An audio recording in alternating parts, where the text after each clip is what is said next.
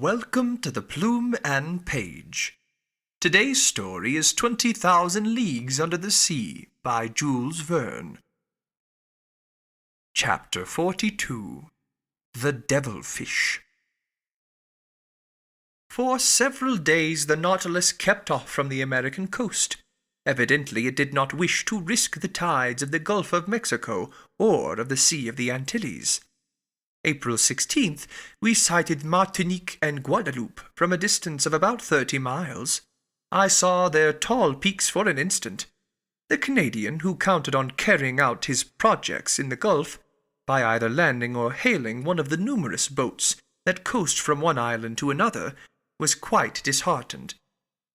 Flight would have been quite practicable if Ned Land had been able to take possession of the boat without the captain's knowledge. But in the open sea it could not be thought of. The Canadian Conseil and I had a long conversation on this subject. For 6 months we had been prisoners on board the Nautilus. We had travelled 17,000 leagues, and, as Ned Land said, there was no reason why it should come to an end. We could hope nothing from the captain of the Nautilus, but only from ourselves. Besides, for some time past he had become graver, more retired, less sociable. He seemed to shun me. I met him rarely. Formerly he was pleased to explain the submarine marvels to me. Now he left me to my studies and came no more to the saloon. What change had come over him? For what cause? For my part, I did not wish to bury with me my curious and novel studies. I had now the power to write the true book of the sea, and this book, sooner or later, I wished to see daylight. The land nearest us was the archipelago of the Bahamas. There rose high submarine cliffs covered with large weeds. It was about 11 o'clock when Ned Land drew my attention to a formidable pricking, like the sting of an ant, which was produced by means of large seaweeds. "Well," I said, "these are proper caverns for polyps, and I should not be astonished to see some of these monsters." "What?" said Conseil. "Cuttlefish, real cuttlefish of the cephalopod class?" "No," I said, "polyps of huge dimensions." "I will never believe that such animals exist," said Ned. "Well," said Conseil, with the most serious air in the world, "I remember perfectly to have seen a large vessel drawn under the waves by an octopus's arm." "You saw that?" said the Canadian. "Yes, Ned." "With your own eyes?" "With my own eyes." "Where, pray, might that be?" "At Saint-Malo," answered Conseil. "In the port?" said Ned, ironically. "No, in a church," replied Conseil. "In a church!" cried the Canadian. "Yes, friend Ned, in a picture representing the polyp in question." "Good!" said Ned Land, bursting out laughing. "He is quite right," I said. "I have heard of this picture, but the subject represented is taken from a legend, and you know what to think of legends in the matter of natural history. Besides, when it is a question of monsters, the imagination is apt to run wild.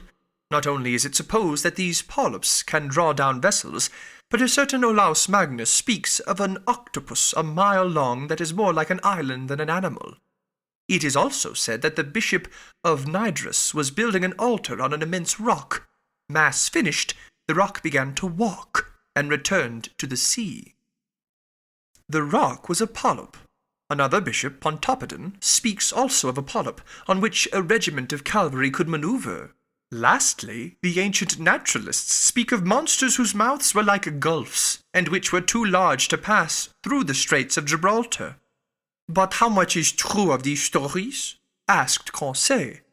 "Nothing, my friends, at least of that which passes the limit of truth to get to fable or legend. Nevertheless, there must be some ground for the imagination of the storyteller. One cannot deny that polyps and cuttlefish exist of a large species, inferior, however, to the cetaceans. Aristotle has stated the dimensions of a cuttlefish as 5 cubits, or 9 feet 2 inches. Our fishermen frequently see some that are more than 4 feet long. Some skeletons of polyps are preserved in the museums of Trieste and Montpellier, that measure 2 yards in length. Besides, According to the calculations of some naturalists, one of these animals only 6 feet long would have tentacles 27 feet long. That would suffice to make a formidable monster. Do they fish for them in these days? Asked Ned. If they do not fish for them, sailors see them at least. One of my friends, Captain Paulbeau of Havre, has often affirmed that he met one of these monsters of colossal dimensions in the Indian seas. But the most astonishing fact, and which does not permit of the denial of the existence of these gigantic animals, happened some years ago in 1861. What is the fact? Asked Ned Land. This is it. In 1861, to the northeast of Tenerife, very nearly in the same latitude we are in now, the crew of the dispatch boat Elector perceived a monstrous cuttlefish swimming in the waters. Captain Bouguer went near to the animal and attacked it with harpoon and guns, without much success, for balls and harpoons glided over the soft flesh. After several fruitless attempts, the crew tried to pass a slip knot round the body of the mollusk. The noose slipped as far as the tail fins, and there stopped.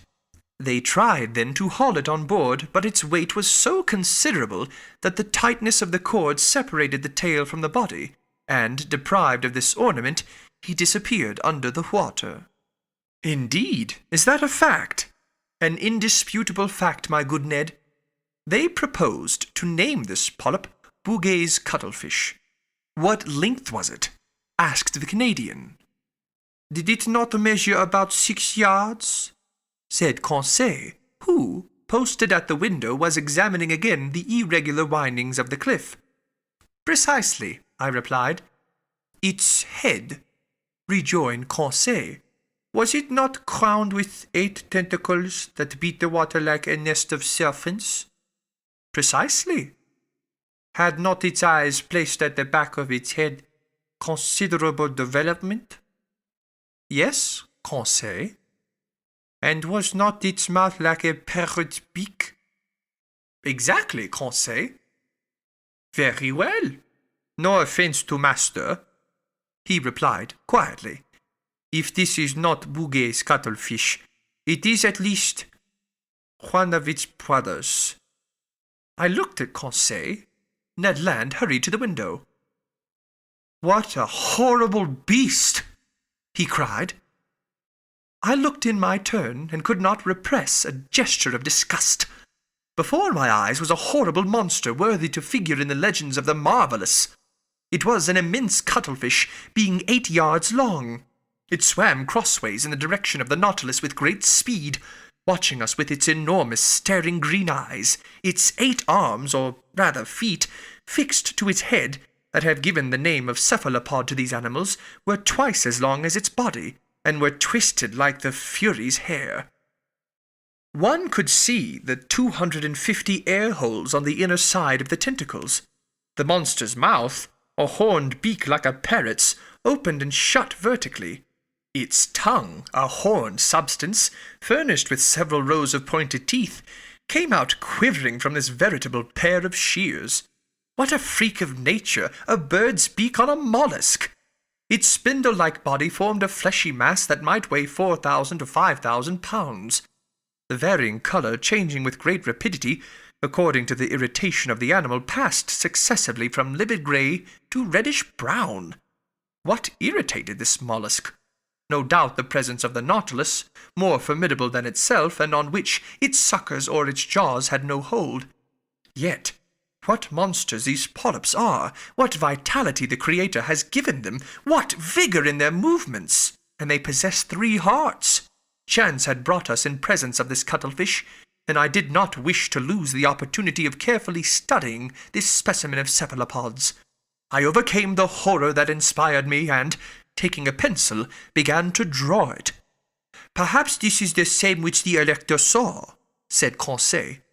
No, replied the Canadian, for this is whole, and the other had lost its tail.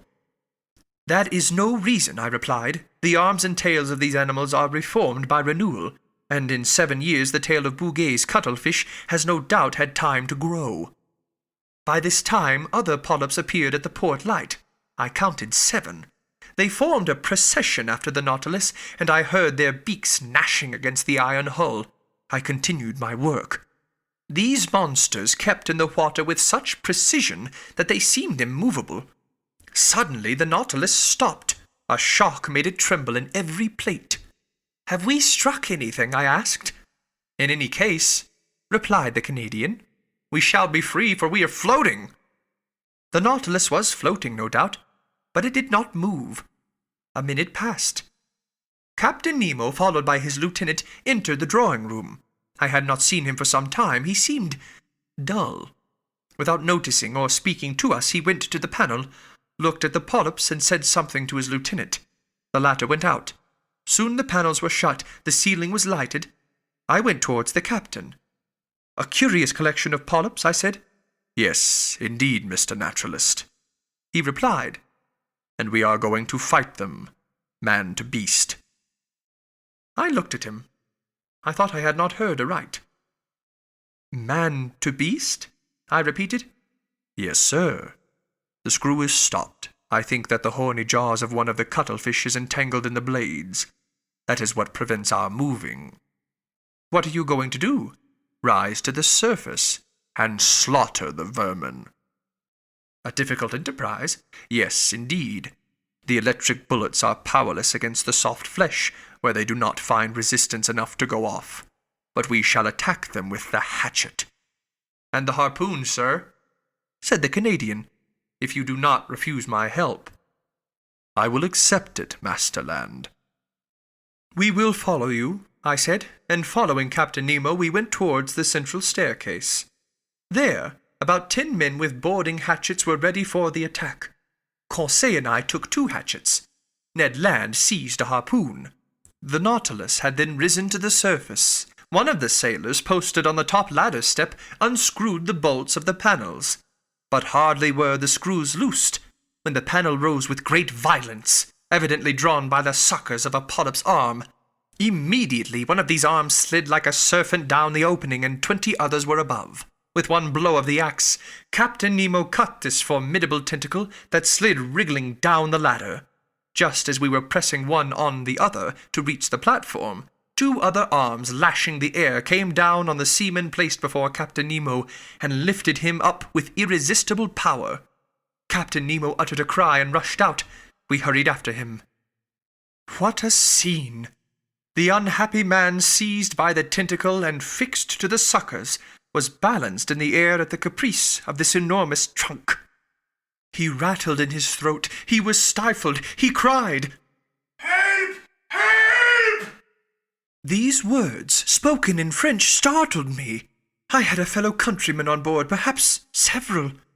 That heart-rending cry, I shall hear it all my life. The unfortunate man was lost. Who could rescue him from that powerful pressure? However, Captain Nemo had rushed to the polyp, and with one blow of the axe had cut through one arm. His lieutenant struggled furiously against other monsters that crept on the flanks of the Nautilus. The crew fought with their axes. The Canadian Conseil and I buried our weapons in the fleshy masses. A strong smell of musk penetrated the atmosphere. It was horrible. For one instant I thought the unhappy man, entangled with the polyp, would be torn from its powerful suction. 7 of the 8 arms had been cut off. Only one wriggled in the air, brandishing the victim like a feather. But just as Captain Nemo and his lieutenant threw themselves on it, the animal ejected a stream of black liquid. We were blinded with it. When the cloud dispersed, the cuttlefish had disappeared, and my unfortunate countrymen with it. 10 or 12 polyps now invaded the platform and sides of the Nautilus. We rolled pell-mell into the midst of this nest of serpents that wriggled on the platform in the waves of blood and ink. It seemed as though these slimy tentacles sprang up like the Hydra's heads. Ned Land's harpoon at each stroke was plunged into the staring eyes of the cuttlefish. But my bold companion was suddenly overturned by the tentacles of a monster he had not been able to avoid. Ah, how my heart beat with emotion and horror! The formidable beak of a cuttlefish was open over Ned Land. The unhappy man would be cut in 2. I rushed to his succor. But Captain Nemo was before me. His axe disappeared between the 2 enormous jaws and, miraculously saved, the Canadian, rising, plunged his harpoon deep into the triple heart of the polyp. I owed myself this revenge, said the captain to the Canadian. Ned bowed without replying. The combat had lasted a quarter of an hour. The monsters, vanquished and mutilated, left us at last, and disappeared under the waves. Captain Nemo, covered with blood, nearly exhausted, gazed upon the sea that had swallowed up one of his companions, and great tears gathered in his eyes.